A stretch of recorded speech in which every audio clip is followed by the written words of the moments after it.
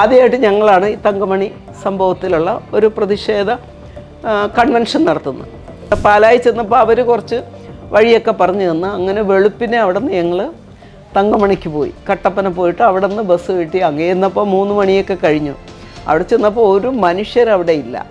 പുള്ളിയുടെ മോള പോലീസ് കയറി പിടിച്ചപ്പോൾ ഈ അമ്മ വാക്കത്തി എടുത്ത് വെട്ടി പോലീസിന്.